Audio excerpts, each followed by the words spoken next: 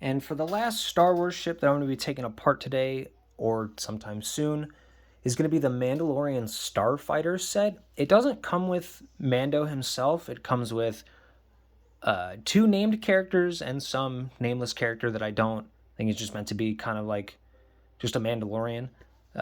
Not the Mandalorian, just one of them. Overall, really cool figures, though. I would say the helmets are really neat. The bodies themselves are printed really nicely. The cool thing about this, and unfortunately I don't have it able to display that way, is that the ship itself is originally designed to do a spinning thing where the cockpit right here, this from this piece forward, it rotates on its side. So when you're messing around with it, that piece right there is actually supposed to be like sideways.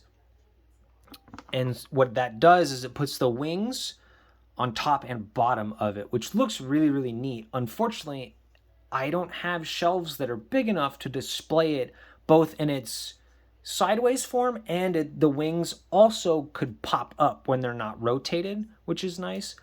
I didn't have anywhere to store it like that, so I went through and I fiddled with it to make it displayable for my shelves and unfortunately removed that feature. What I did do is I kind of put my own spin on the idea of like space cruisers, I guess, is I made it like more boat-like. So I took the wings, completely disassembled them, took apart some of the body, and made it so that the wings just kind of flip up a little bit. Not the coolest idea. I definitely prefer the way that it rotated before. I just didn't have a good way to display it, and I wanted to keep this one out because I didn't have any good storage at the time to really take it apart and keep it somewhere. So it made it a little less like stable. It's a little more flimsy and wobbly than the original build, believe it or not. Overall, pretty standard. Nothing too crazy play feature wise. There's obviously the cockpit. You can put one of the named characters and the nameless Mandalorian character in the two-seater there. Nothing crazy, like I said.